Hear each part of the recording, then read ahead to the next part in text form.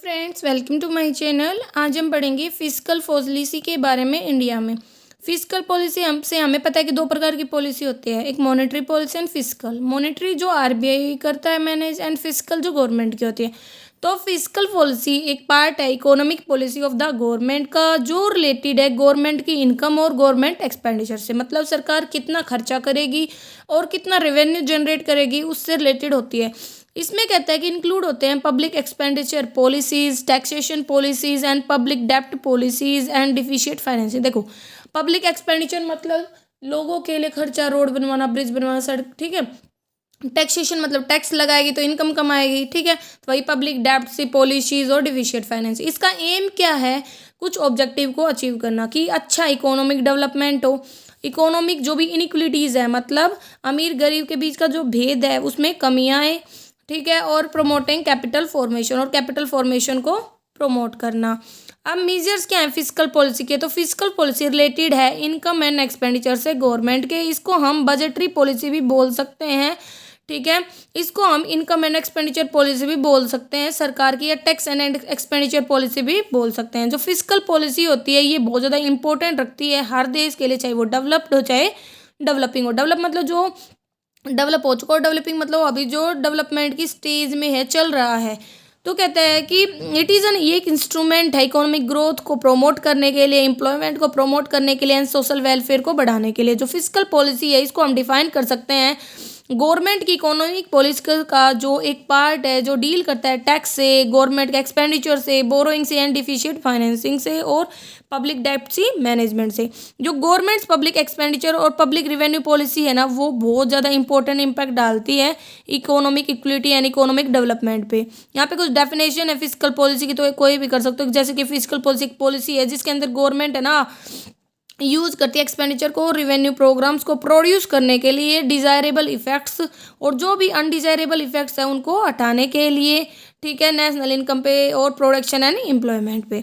एक टाइप से खर्चे के बारे में बताती है कि फिजिकल पॉलिसी वो पॉलिसी है जो रिलेटेड है मैनेजमेंट ऑफ द गवर्नमेंट और टैक्सेशन सिस्टम से, पब्लिक एक्सपेंडिचर से, पब्लिक डेप्ट से, और मतलब जो भी सरकार के ऑब्जेक्टिव होते हैं उनको अचीव करने से। अब बात आती है वो ऑब्जेक्टिव हैं कौन से कि जो सरकार फिजिकल पॉलिसी लेके आती है। एक तो जो भी रिसोर्सेज है उनको मोबिलाइज करना, ताकि है ना रैपिड इकोनॉमिक डेवलपमेंट हो देश का।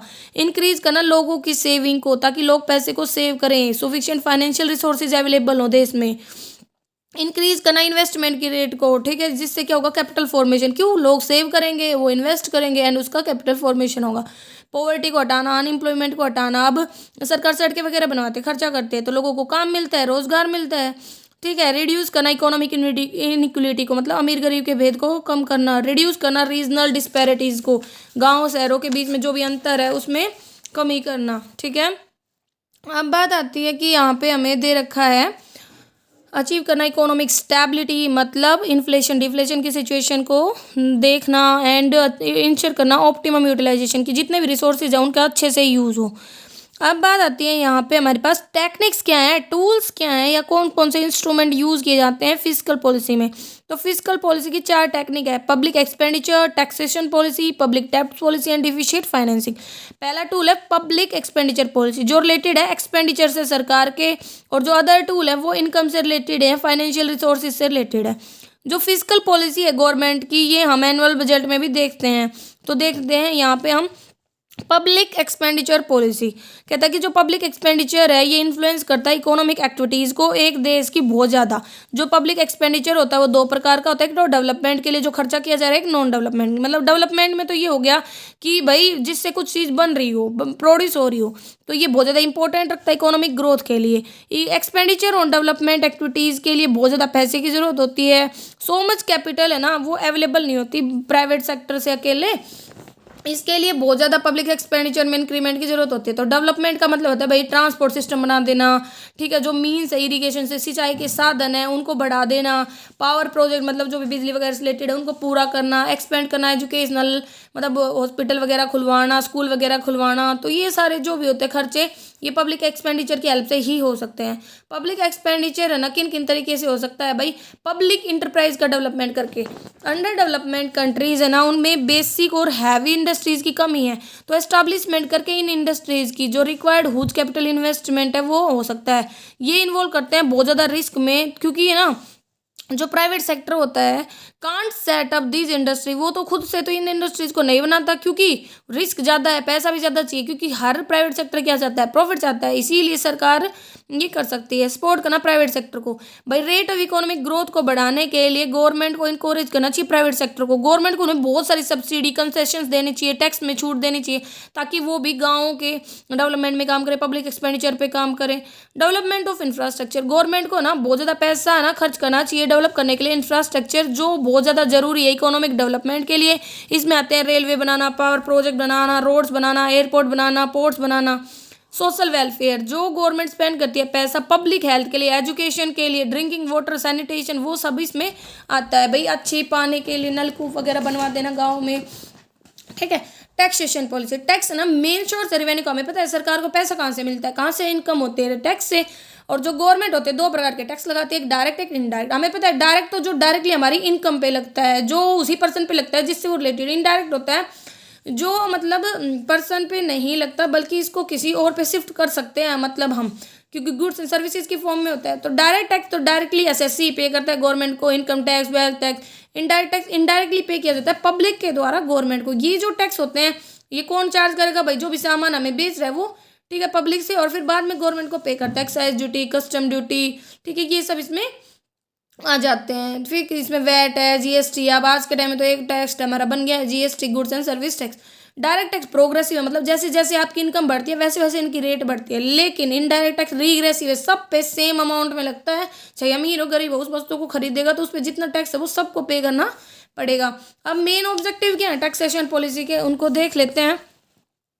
तो बहुत सारे ऑब्जेक्टिव होते हैं टैक्स के। तो देखो सबसे पहला हमें यहाँ पे क्या दे रखा है, to generate income and mobilisation of resources. देखो जो टैक्सेस होते हैं, हमें पता है गवर्नमेंट के लिए मेजर रिवेन्यू का सोर्स है, तो टैक्स रिवेन्यू इंडिया में ये बढ़ता रहता है हर साल। गवर्नमेंट है ना पैसे को मोबिलाइज करती है टैक्स सिस्टम से इकोनॉमिक डेवलपमेंट के लिए, क्योंकि अब सरकार के पास पैसा नहीं होगा तो वो कैसे डेवलपमेंट का काम करेगी देश के लिए, उसको भी तो पैसे की रिक्वायरमेंट होगी। तो वो कहाँ से आता है, टैक्स की फॉर्म में आता है। तो यही बोल रखा है कि टैक्स सरकार हर साल लगाती है। जो रेट ऑफ टैक्स है वो डिपेंड करते हैं भाई कितना होगा, कम डाउन होता रहता है, लेकिन जो कलेक्शन ऑफ टैक्स है वो बढ़ता रहता है। प्रोमोट करना सेविंग को, most of the important objective taxation policy का है लोग सेव करें। इस पर्पज के लिए बहुत सारे टैक्स कंसेशंस भी दिए जाते हैं, जैसे भाई प्रोविडेंट फंड में इन्वेस्ट करो, इंश्योरेंस स्कीम्स में लगाओ। तो जो टैक्स डिडक्शन है उन्हें दिए जाते हैं उन सेविंग्स पे, जैसे कि इसमें बता रखा है नेशनल सेविंग सर्टिफिकेट में लगाओ, ठीक है। तो इससे क्या होता है, उन्हें बेनिफिट्स होते हैं, तो वो ज़्यादा से ज़्यादा सेविंग करते हैं। टू प्रमोट इन्वेस्टमेंट, तो कहता है कि प्रमोट करने के लिए इन्वेस्टमेंट को रिमोट, दूर के और बैकवर्ड एरियाज में जहाँ पे ज़्यादा डेवलपमेंट नहीं है, रूरल एरियाज में बहुत सारी टैक्स रिबेट दी जाती है। भाई यहाँ पे आपने अगर इंडस्ट्री वगैरह खोली तो जितना भी खर्चा होगा उस पर इतनी छूट हम आपको दे के चलेंगे, इतने टैक्स इंसेंटिव देंगे, तो उससे क्या होगा, उन एरियाज का भी डेवलपमेंट हो जाएगा। ब्रिंग इन्वेस्टमेंट को हो गया। फिर bring equality of income and wealth, इस ऑब्जेक्टिव को अचीव करने के लिए अलग अलग प्रकार की प्रोग्रेसिव डायरेक्ट टैक्सेस है ना वो लगाए जाते हैं, ताकि है ना अमीर ज़्यादा टैक्स पे करे और गरीब कम। सिमिलरली जो एक्साइज ड्यूटी है वो लगाई जाती है higher rate on luxuries goods, क्योंकि एक अमीर ही अफोर्ड कर सकता है उनको, और lower rate on necessary goods, ठीक है। अब बात आती है पब्लिक डेप्ट पॉलिसी। गवर्नमेंट है ना, मुझे पैसे की जरूरत होती है इकोनॉमिक डेवलपमेंट के लिए, हमें पता है कोई भी गवर्नमेंट है ना मोबिलाइज नहीं कर सकती इन फंड्स को टैक्स से ही अकेले। और भी बहुत सारे चीज़ें होती हैं जहाँ से पैसा राइज किया जाता है। मोस्ट ऑफ द पॉपुलेशन हमें पता है गरीब है। Adverse effect of more tax, और हमें पता है कि भाई ज़्यादा टैक्स लगा देंगे तो सेविंग एंड इन्वेस्टमेंट पे भी नेगेटिव इंपैक्ट पड़ेगा। तो कहते हैं कि जो टैक्स है ना वो लगाए जाते हैं सिर्फ टैक्सेबल कैपेसिटी तक, भाई लोग जितना पे कर सकते हैं। इसीलिए गवर्नमेंट को ना और भी इकोनॉमिक डेवलपमेंट के लिए पैसे को राइज करना होता है, वो होता है पब्लिक डेब्ट के थ्रू। पब्लिक डेब्ट ऑब्टेन करते हैं दो प्रकार से, इंटरनल डेब्ट और एक्सटर्नल डेब्ट। इंटरनल डेब्ट मोबिलाइज किया जाता है एक तरीके से जिसका कोई एडवर्स इफेक्ट नहीं पड़ता प्राइवेट इन्वेस्टमेंट पे। ये बहुत ज़्यादा बेनिफिशियल है कलेक्ट करने के लिए छोटी छोटी सेविंग को, और इनकरेज करने के लिए लोगों को कि वो ज़्यादा से ज़्यादा सेव करें।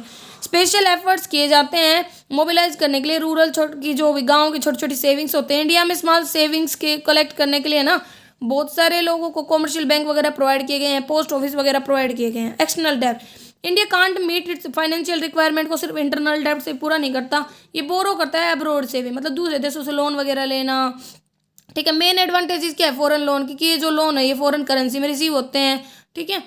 फिर आता है नेक्स्ट, इसका टेक्निक है डिफिशिएट फाइनेंसिंग। डिफिशिएट लगा लो अब सरकार को घाटा हो गया, उसने खर्चा ज़्यादा कर दिया, रेवेन्यू कम आ रहा है, तो क्या होगा, तो डिफिशिएट फाइनेंसिंग रेफर करता है वो फाइनेंसिंग जो बजटरी डिफिशिएट के कारण होती है। बजटरी डिफिशिएट का यहाँ मतलब है गवर्नमेंट का एक्सपेंडिचर ज़्यादा है और इनकम कम है, बोरोइंग्स भी इंक्लूड करके। जो डिफिशिएट फाइनेंसिंग है इंडिया में, इसका मतलब है लोन लेना from the reserve bank of the India government के द्वारा, ताकि जो भी बजटरी डिफिशिएट है उसको पूरा किया जा सके।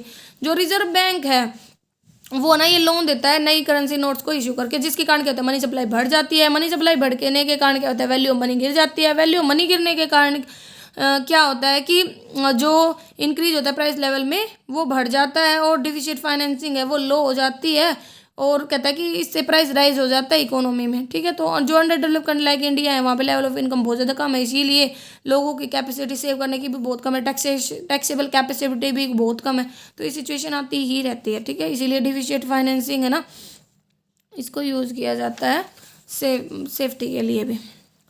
अब नेक्स्ट आते हैं भाई इवेलुएट करना फिजिकल पॉलिसी को इंडिया की, कि भाई क्या क्या मेजर्स लिए जाते हैं इवेलुएट करने के लिए। तो इंडिपेंडेंस के बाद से गवर्नमेंट है ना, उसने जो फिजिकल पॉलिसी है उसको यूज़ किया है मोबिलाइज करने के लिए रिसोर्सेज को इकोनॉमिक डेवलपमेंट के लिए। जो इंडस्ट्रीज है इंडिया में उन्होंने बहुत ज़्यादा डेवलपमेंट देखा है, कंसिडरेबल एक्सपेंशन हो रहा है, मतलब बहुत ज़्यादा बढ़ता जा रहा है। कम्युनिकेशन आज के टाइम में आप कम्युनिकेशन कैसे भी कर सकते हो फ़ोन से।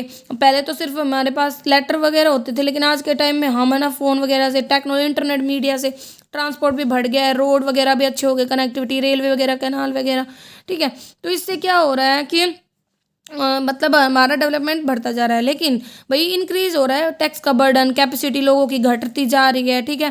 तो ये एडवर्स इफेक्ट कर रहा है। तो फिजिकल पॉलिसी है ना वो फेल हो गई चेक करने में, इकोनॉमिक इनइक्वलिटी को भी, अमीर गरीब के गैप को भी। तो सोल्व करने के लिए इन प्रॉब्लम्स को, तो कहता है कि जो फिजिकल पॉलिसी है उसने इन्फ्लेशन का फ्यूल किया है। कॉन्ट्रीब्यूशन एंड लिमिटेशन देखते हैं भाई क्या क्या इसने हमें एडवांटेजेस दी हैं और क्या क्या इसकी डिसएडवांटेज। देखो पहला कैपिटल फॉर्मेशन में हेल्प करता है। कैसे भाई, फिजिकल पॉलिसी एक सिग्निफिकेंट रोल प्ले करता है कैपिटल फॉर्मेशन में, पब्लिक हो चाहे प्राइवेट सेक्टर हो। इससे ना इकोनॉमिक डेवलपमेंट होता है नेशन का। अब बात ये कैसे करता है, यहाँ पे नहीं दे रखा। तो कैपिटल फॉर्मेशन होगा जब सेविंग होगी, तो लोगों को प्रमोट करता है अच्छे अच्छे टैक्स कंसेशन वगैरह दे करके। ठीक है। प्राइवेट सेक्टर को भी इंड्यूस करना, मतलब मोटिवेट करना। तो फिजिकल पॉलिसी इंडिया की बहुत सारे इंसेंटिव देती है प्राइवेट सेक्टर को भी इन्वेस्टमेंट के लिए, सेवरल मेजर्स देती है प्रोडक्शन के, कि इंडस्ट्री लगाएं, बैकवर्ड एरियाज में कंसेशंस देती है टैक्स वगैरह पे। रिसोर्सेज का मोबिलाइजेशन होना, जो फिजिकल पॉलिसी हेल्प करती है मोबिलाइज करने में रिसोर्सेज को। तो अपने इस प्लान को लागू करने के लिए जो रिसोर्सेज होते हैं वो इंटरनल रिसोर्सेज से मोबिलाइज किए जाते हैं, यूज करके भाई कैसे टैक्स का, सेविंग का, पब्लिक डेब्ट का, गवर्नमेंट मोबिलाइज करते हैं रिसोर्सेज को, और जो भी नेसेसरी प्रोजेक्ट्स होते हैं उनमें देती है, जिससे इकोनॉमिक डेवलपमेंट होता है। सेविंग के लिए इंसेंटिव देना, फिजिकल पॉलिसी है ना प्रोवाइड करती है इंसेंटिव सेविंग के लिए, हाउस होल्ड को, कंपनी वगैरह को। सेविंग को प्रमोट करने के लिए बहुत सारे कंसेशन दिए जाते हैं, टैक्स में छूट वगैरह दी जाती है, जैसे कि लाइफ इंश्योरेंस पैसा लगाओ, नेशनल सेविंग सर्टिफिकेट में लगाओ, म्यूचुअल फंड वगैरह में, प्रोविडेंट फंड वगैरह में। ठीक है। और ये छूट कंपनीज वगैरह को भी दी जाती है। Development of public enterprise, physical policy है ना वो फाइनेंस देती है डेवलप करने के लिए पब्लिक इंटरप्राइज। ये जो पब्लिक इंटरप्राइज होते हैं सेटअप किए जाते हैं उन areas, basic and heavy industries के एरियाज में। और जब बेसिक एंड हैवी इंडस्ट्रीज भाई एस्टेब्लिश होती है, इससे क्या होता है, इसमें हमें पता है रिस्क भी बहुत ज़्यादा होता है और पैसे की रिक्वायरमेंट जो बहुत ज़्यादा होती है, तो प्राइवेट सेक्टर तो इसमें जाते नहीं है, तो उनको मोटिवेट करना उनका भी सिग्निफिकेंट रोल होता है। ठीक है। तो पब्लिक इंटरप्राइज क्या करते हैं भाई, प्रोमोट करते हैं इंफ्रास्ट्रक्चर। अगर अच्छा इंफ्रास्ट्रक्चर होगा तो भी डेवलपमेंट अच्छा होगा, प्रोजेक्ट अच्छे से मूव होंगे। सोशल वेलफेयर, फिजिकल पॉलिसी सरकार क्या करती है, बहुत ज़्यादा पैसा लगाते हैं पब्लिक की हेल्थ पे, एजुकेशन पे। ठीक है। ड्रिंकिंग वाटर पे, हमें पता है ना कितने हॉस्पिटल हैं, सरकारी स्कूल्स हैं। ठीक है। सड़क वगैरह बनवाती है, तो ये सब है सोशल वेलफेयर को आता है। एलिवेट करना पॉवर्टी एंड जनरेट करना इकोनॉमिक अपॉर्चुनिटी, कहता है कि जो फिजिकल पॉलिसी है वो हेल्प करती है हटाने में पॉवर्टी को और एम्प्लॉयमेंट देने में गरीब लोगों को, उनका इनकम लेवल बढ़ाने में। पब्लिक एक्सपेंडिचर होता है ना वो इनकर किया जाता है बहुत सारे ऐसे प्रोग्राम्स पर, जिससे दोनों काम हो जाते हैं, पब्लिक की ग्रोथ भी, पब्लिक का डेवलपमेंट भी। ठीक है। और सोशल वेलफेयर भी। तो यही है इसमें बताया इंटीग्रेटेड, जैसे रूरल डेवलपमेंट प्रोग्राम है, जो आहार रोजगार योजना है, पीएम रोजगार योजना, ये सब मतलब लेके आए थे। फिर है रिड्यूस करना इनइक्वलिटी इनकम एंड वेल्थ की। जो फिजिकल पॉलिसी होती है ये हेल्प करती है रिड्यूस करने में इनइक्वलिटी को भी। प्रोग्रेसिव इनकम टैक्स के द्वारा जो हाई रेट ऑफ टैक्सेज है वो लग्जरीज आइटम वगैरह पे लगा दी जाती है, तो गवर्नमेंट मोबिलाइज कर लेती है रिसोर्सेज रिच क्लास से ज़्यादा और उसको यूज़ करती है वेलफेयर करने के लिए गरीबों का। ठीक है। क्योंकि ये ना गरीबों को तो छूट दी जाती है पेमेंट करने से इनकम टैक्स वगैरह। ठीक है। क्योंकि उनकी इतनी ज़्यादा इनकम ही नहीं होती है। एक सर्टेन लिमिट तक तो हमें पता है छूट है। एक्सपोर्ट प्रमोशन, गवर्नमेंट को यूज़ करना चाहिए फिजिकल पॉलिसी को एक्सपोर्ट को बढ़ाने के लिए। जो एक्सपोर्टर्स होते हैं वो कुछ कैटेगरी के, उन्हें मतलब टैक्स वगैरह से छूट देनी चाहिए। कुछ एक्सपोर्ट है ना इंजॉय करे कंसेशंस वगैरह, भाई सामान को आप एक्सपोर्ट करोगे तो आपको इतनी छूट वगैरह मिलेगी, ठीक है। तो ये भी हमारे लिए हेल्पफुल है। A tool to economics recession, जो फिजिकल पॉलिसी है वो बहुत ज़्यादा इंपॉर्टेंट टूल है रोकने के लिए जो भी नेगेटिव इम्पैक्ट है इकोनॉमिक रिसेशन का, मंदी का। टैक्स रिलीफ दे के एंड इंक्रीज करके पब्लिक एक्सपेंडिचर को जो फिजिकल पॉलिसी है वो हेल्प करती है इंक्रीज करने में डिमांड को और कंट्रोल करने में इकोनॉमिक रिसेशन को। गवर्नमेंट है ना बहुत सारे फिजिकल मेजर्स को अडॉप्ट करती है, टैक्स कंसेशन एंड रिलीफ है ना उनको यूज़ करके चलती है। लेकिन अब बात आती है इसकी क्या ड्रॉबैक्स है, क्या शॉर्ट कमिंग्स है, क्या क्या लिमिटेशंस है। देखो एक तो इन्फ्लेशन, डिफिशिएंट फाइनेंसिंग है ना वो इन्फ्लेशनरी प्रूव हुई है। क्यों भाई, हम पैसे को ज़्यादा से ज़्यादा छापते हैं तो लोगों के पास सप्लाई ऑफ मनी हो जाती है, सप्लाई ऑफ मनी हो जाती है तो वैल्यू ऑफ मनी गिर जाती है और क्या होता है इससे प्राइस राइज हो जाता है। एक टैक्स का स्ट्रक्चर भी डिफेक्टिव है। इन इंडिया जो डायरेक्ट टैक्सेस है less than the share of indirect taxes, direct tax का शेयर कम है इनडायरेक्ट टैक्स के कंपैरिजन में। ये जो टैक्स स्ट्रक्चर होता है ये बहुत ज़्यादा बर्डन की तरह होता है गरीब के लिए, क्योंकि जो इनडायरेक्ट टैक्सेस होते हैं like excise duty, service tax, GST वगैरह, ये सेम रेट से चार्ज किया जाता है चाहे गरीब हो चाहे अमीर हो। ये वैडली अफेक्ट करता है पुअर सेक्शन को। कई बार तो वो अपने जो भी रिक्वायरमेंट की चीज़ें वो अच्छे से नहीं खरीद पाते क्योंकि उनके ऊपर टैक्स बर्डन ज़्यादा होता है, इनडायरेक्ट टैक्सेस ज़्यादा होते हैं। पुअर टैक्स एडमिनिस्ट्रेशन, कहता है कि इंडिया में जो टैक्स एडमिनिस्ट्रेशन है वो भी बेकार है, मतलब इतना अच्छा नहीं है। बहुत ज़्यादा टैक्स की चोरी होती है, टैक्स इवेजन होता है, ठीक है। और बहुत सारे लूप होल्स भी हैं, कमियां भी हैं टैक्सेशन पॉलिसी में जिनका लोग फ़ायदा उठाते हैं और टैक्स से बच जाते हैं, ठीक है। जिससे क्या होता है ब्लैक मनी पे भी कंट्रोल नहीं लग पाता, वो भी बढ़ती जाती है। इनइक्वलिटी ऑफ इनकम, जो फिजिकल पॉलिसी फेल हो गई है इनइक्वलिटी ऑफ इनकम को रोकने में, जो पुअर क्लास है उसका जो बर्डन है इनडायरेक्ट टैक्सेस का वो बढ़ता जा रहा है। और direct tax like gift tax, dash duty जो मतलब कोई इफेक्ट नहीं डालते पुअर में वो हटा दिए गए हैं। Upper limit of wealth has been raise, और जो अपर लिमिट है वेल्थ टैक्स की वो बढ़ा दी गई है, जिसके कारण क्या होता है जो वेल्थ है वो बढ़ती जा रही है, अमीरों के हाथ में ज़्यादा गरीबों के हाथ में, तो इनकम इनक्वलिटी भी बढ़ती जा रही है। फेलर ऑफ पब्लिक सेक्टर, कहते हैं कि बहुत सारे जो पब्लिक यूनिट्स हैं वो लॉस में रन कर रहे हैं। बहुत ज़्यादा जो इन्वेस्टमेंट है पब्लिक इंटरप्राइज में वो फेल हो गई है कि मतलब जितना आपने लगाया था पैसा उस पर उतना रिटर्न नहीं मिल पा रहा है, एडिक्वेट रिटर्न की कमी है, ठीक है। फिर इसके बाद बता रखे हैं कि increase in non development expenditure, जो फिजिकल पॉलिसी है गवर्नमेंट की वो पैसा लगा रही है नॉन डेवलपमेंट एक्सपेंडिचर, जैसे डिफेंस पे, इलेक्शन वगैरह के कैंपेन पे सब्सिडी दे रही है, फॉरेन ट्रेवल्स पे, इंडियन इंटरेस्ट पेमेंट पे, ग्रांट पे। तो ये जो खर्चे हैं ये कोई भी डेवलपमेंट में हेल्प नहीं करते देश की कि भाई अनप्रोडक्टिव नेचर में, क्योंकि इनसे कुछ रिटर्न में नहीं मिलने वाला। हाँ माना डिफेंस जरूरी है क्योंकि देश की रक्षा के लिए वैसे ऐसे इंस्ट्रूमेंट खरीदना वार के वो सब। Fail to check regional disparity, गांव में जो डिफरेंसेस है रीजनल डिस्पैरिटी होते हैं अनइक्वल डेवलपमेंट होना अलग अलग रीजन्स का स्टेट का। जो फिजिकल पॉलिसी है फेल हो गई है इन रीजनल डिस्पैरिटीज़ को कम करने में। लेकिन कुछ tax rebate and tax concession हम मानते हैं दिए जाते हैं इन्वेस्टमेंट के लिए बैकवर्ड एरियाज में, फिर भी वो इतने ज़्यादा नहीं है।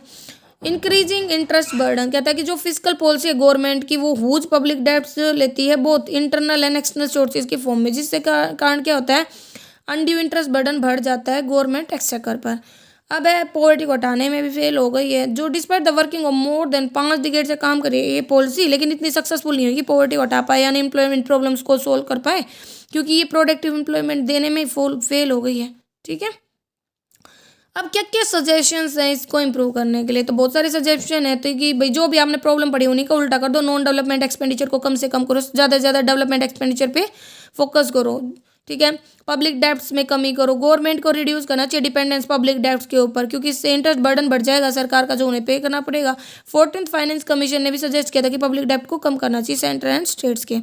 एग्रीकल्चर टैक्सेस, एग्रीकल्चर सेक्टर है ना उसको भी टैक्स के अंदर लाए, क्योंकि हमें पता है एग्रीकल्चर है ना वो टैक्स फ्री है, कोई टैक्स नहीं लगता, तो ताकि जो रिवेन्यू है गवर्नमेंट का वो बढ़ेगा, और वो बढ़ेगा तो भाई उसको हम पब्लिक के डेवलपमेंट के लिए लगा सकते हैं।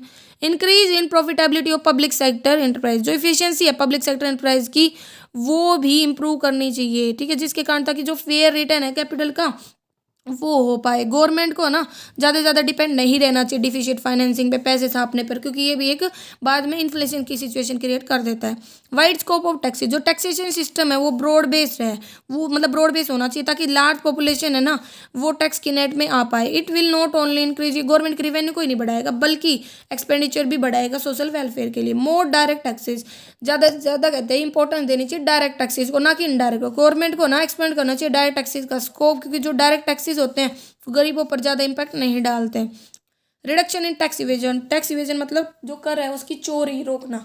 तो कहता है कि स्ट्रिक्ट मेजर्स मतलब बहुत ज़्यादा कंट्रोल करना चाहिए, वो लेने चाहिए ताकि टैक्स के इवेजन को रोका जा सके। इसके लिए जो टैक्स एडमिनिस्ट्रेशन मशीनरी है उसको यूज़ करना चाहिए इफिशियंटली एंड स्ट्रिक्टली। जो भी कमियां लगे, जो भी टैक्स बचाते लगे, उन पे एक्शंस लेना चाहिए। ठीक है, मैक्सिमम रेट ऑफ टैक्स है वो रिड्यूस की जानी चाहिए ताकि लोग है ना मतलब ज़्यादा बेनिफिट ना ले पाए टैक्स के बचने से। इस टाइप से प्रोग्रेसिव होना चाहिए नेचर में, जो टैक्स स्ट्रक्चर है वो है ना प्रोग्रेसिव होना चाहिए ताकि जो बर्डन है हैविली रिच पे पड़े ना कि पुअर पे। हायर टैक्स रेट है ना वो चार्ज करनी चाहिए रिच क्लास से एंड लोअर मिडिल क्लास से। लग्जरीज गुड्स पर भी हाई टैक्स लगाना चाहिए। सिंपल टैक्सेशन सिस्टम, जो टैक्सेशन सिस्टम है कंट्री का सिंपल हो ताकि है ना जो टैक्स इवेजन है उसको देखा जा सके। ठीक है, डिस इन्वेस्टमेंट और लॉस मेकिंग पेज, जो पब्लिक सेक्टर यूनिट है जो लॉस में चल रहे हैं उनका डिस इन्वेस्टमेंट कर दो, मतलब प्राइवेट सेक्टर को भेज दो। लॉस मेकिंग पीएसयू को ना प्राइवेटाइज कर देना चाहिए ताकि इससे फाइनेंशियल बर्डन कम हो सरकार का। रिड्यूस करना प्रॉब्लम ओवर स्टाफिंग की, भाई 5 रिक्वायरमेंट है तो 5 इंसान होने चाहिए गवर्नमेंट डिपार्टमेंट, ऐसा नहीं 10 लग रहे हैं। कुछ गवर्नमेंट डिपार्टमेंट ओवर स्टाफ है मतलब रिक्वायरमेंट से ज़्यादा लोग हैं तो उसको कम करना चाहिए। सब्सिडीज़ में रिडक्शन को, बहुत सारी सब्सिडी दी जाती है सरकार के द्वारा फूड पे, फर्टिलाइजर्स पे, पेट्रोलियम वगैरह पे। ये जो सब्सिडी है ये रिड्यूस करनी चाहिए क्योंकि ये भी अंडर बहुत ज़्यादा बर्डन डालती है सरकार के खर्चे में। इनकोरेजमेंट टू सेविंग एंड इन्वेस्टमेंट कहता है कि 5 ईयर से जो सेविंग है इन्वेस्टमेंट रेट है वो बढ़ती जा रही है, लेकिन कहता है बट स्टिल बहुत ज़्यादा वाइड स्कोप है इंप्रूवमेंट का भी, तो बहुत ज़्यादा इंसेंटिव देने चाहिए ताकि और प्रमोट करे सेविंग एंड इन्वेस्टमेंट को। और प्रोजेक्ट के ऊपर स्ट्रिक्ट इंप्लीमेंटेशन, बहुत सारे प्रोजेक्ट होते हैं जिनको स्ट्रिक्टली मॉनिटर करना चाहिए। तो अगर फंड्स की कोई भी लीकेज हो रही है मतलब भाई इलीगली बाहर निकाला जा रहा है तो वो देखना चाहिए। ठीक है, अब बात आती है causes of increase in physical deficit, क्यों बढ़ रहा है, क्या क्या कारण है। तो ये मैटर है, चिंता का कारण है सरकार के लिए कि जो फिजिकल डिफिसिट है वो बढ़ता जा रहा है। फिजिकल डिफिसिट का मतलब है गवर्नमेंट का खर्चा ज़्यादा, रेवेन्यू कम है, इनकम कम है। जो अमाउंट ऑफ लोन है जो रेज की जा रही है वो इंक्लूड नहीं होती है इसमें गवर्नमेंट इनकम में। ठीक है, फिजिकल डिफिसिट रिफ्लेक्ट करता है कि जो भी गवर्नमेंट है वो भाई बोरो कर, एक्सटेंट ऑफ बोरोइंग गवर्नमेंट के द्वारा एक फिजिकल ईयर में। Physical deficit total expenditure minus total, इसमें से वो जो भी सरकार ने उधार लिया ना वो नहीं आता है। ठीक है, ये फॉर्मूला भी याद कर सकते हो। तो इसमें बता रखा है कि भाई इंक्रीज होता है डेप्ट का किन सब्सिडी में, तो ये डाटा है। ठीक है, आप थोड़ा सा पढ़ सकते हो, ज़्यादा याद करने के लिए नहीं है क्योंकि डाटा है तो इतना याद भी नहीं होगा आपको। तो बस रीज़न याद कर सकते हो क्यों बढ़ा था, भाई पुअर परफॉर्मेंस थी पीएसयू की, टैक्स कलेक्शन पुअर था, यूज एक्सपेंस थी, ये सब। अब है इंडिया में क्या क्या मेजर्स लिए गए, क्या क्या मेजर्स लिए गए सरकार के द्वारा फिजिकल डिफिशिएट को कम करने के लिए। तो बहुत सारे मेजर्स थे। एक तो टैक्सेशन सिस्टम को सिंपल कर दिया गया with a view to simplifying the taxation system. ये रिकमेंड किया था राजा चलिया टैक्सेशन रिफॉर्म कमेटी ने, कि है ना जो टैक्सेशन सिस्टम है उसको सिंपल कर देना चाहिए। बहुत सारे मेजर्स लिए गए, रिलीफ दिए गए टैक्स पेयर्स को। इंप्रूव करना स्कोप ऑफ टैक्स, जो गवर्नमेंट है उसे बहुत सारे मेजर्स लेने चाहिए स्कोप को इंप्रूव करने के लिए, इसे बहुत सारे लोगों को इस नेटवर्क में लाना चाहिए। ठीक है, फिर है reduce in the rate of direct tax, कहता है कि पॉलिसी है फिजिकल रिफॉर्म्स की, उसका एम है लोअर करना रेट ऑफ टैक्स को, जो टैक्स रिवेन्यू है वो इंक्रीज किया जाए रिड्यूस करके टैक्स रेट्स को, क्योंकि कम टैक्स रेट होगी तो ज़्यादा से ज़्यादा लोग पे करना चाहेंगे, और एक ज़्यादा पे करना हो तो हर कोई चोरी करता है ब्लैक। गवर्नमेंट ऑफ इंडिया को भी ये मेजर्स लेने चाहिए। ठीक है, ग्रेजुअली लोअर करे rate direct and indirect taxes की। ठीक है, अब बात आती है कि रिफॉर्म्स इनडायरेक्ट टैक्सेस में गवर्नमेंट को ना परसिस्टेंट एफर्ट्स करने चाहिए ताकि इनडायरेक्ट टैक्स स्ट्रक्चर में भी रिफॉर्म्स आए, बदलाव आए। टैक्स रेट की मतलब जो रेट है उसको कम करना, स्कोप ऑफ टैक्स को बढ़ाना। जो रिफॉर्म्स है उसमें आते कस्टम, इम्पोर्ट ड्यूटीज़ वगैरह जिनको रिड्यूस करना ताकि कॉस्ट ऑफ प्रोडक्शन कम हो सके। ठीक है, तो ये सब इसमें बताया गया है। फिर बताया गया है इंट्रोड्यूस करना सर्विस टैक्स को। तो ये सर्विस टैक्स है ना ये 1994 से 1995 में आया था। इनिशियली जो टैक्स है ये एप्लीकेबल था कुछ ही सर्विस है, लेकिन अब ये 19 सर्विसेज पे मतलब छोड़कर 19 सर्विसेज को हर प्रकार की सर्विस पे अवेलेबल है। ठीक है, तो ये भी जरूरी है। रिड्यूस करना गवर्नमेंट के एक्सपेंडिचर को, गवर्नमेंट को ना बहुत सारे मेजर्स लेने चाहिए कि बिना बात का जो गवर्नमेंट एक्सपेंडिचर वो कम हो। इससे क्या होगा, पैसा बचेगा, सेविंग ज़्यादा होगी। रिड्यूस करना सब्सिडीज़ में, कहता है कि जो सेंट्रल गवर्नमेंट उसे यूज पेमेंट जो भी की जा रही है सब्सिडी के थ्रू, फर्टिलाइजर सब्सिडी, एक्सपोर्ट वगैरह, उसमें भी कमी करनी चाहिए। ठीक है, एक लिमिट तक ही देना चाहिए। टैक्स कलेक्शन में भी इंप्रूवमेंट करना, इंप्रूव करने के लिए टैक्स कलेक्शन को, टैक्स इवेजन पे नज़र रखनी चाहिए, ठीक है। जो भी गवर्नमेंट है टाइम टू टाइम भैया लोड करे पैन नंबर, स्ट्रेंथर करे नोट, जो भी टैक्स डिडक्शन से रिलेटेड है, कलेक्शन से रिलेटेड है, ई फीलिंग को सुटेबल बनाए, ठीक है। क्लोजर ऑफ सिक पब्लिक से, जो भी बिजनेस मतलब पब्लिक की, जो भी गवर्नमेंट की जो भी बिजनेसेस हैं जो लॉस में चल रहे हैं उनको बंद करना या डिसइन्वेस्ट करना, ठीक है, डिसइन्वेस्ट कर देना उनको प्राइवेट हैंड्स में, ताकि उनकी ग्रोथ हो सके, कुछ पैसा राइज हो सके। एफर्ट्स करना रिड्यूस करने में गवर्नमेंट एडमिनिस्ट्रेटिव एक्सपेंसेस को, गवर्नमेंट को ना ऑफर करने चाहिए attractive budgetary retirement scheme employees को, ताकि है ना भाई जो गवर्नमेंट है वो रिड्यूस कर पाए, sanctioning new post in some of the department, government है उसे रिड्यूस करने चाहिए, ग्रांट करना बहुत सारे अलग अलग स्टेज में प्राइवेटली मैनेज इंस्टीट्यूशंस में। Enactment of physical responsibility and budgetary management है, गवर्नमेंट है ना उसे जो फिजिकल रिस्पॉन्सिबिलिटी और बजट मैनेजमेंट एक्ट 2003 है उस कहता है कि वो लाया था 2003 में, रिड्यूस करने में फिजिकल डेफिशिएट को, ठीक है।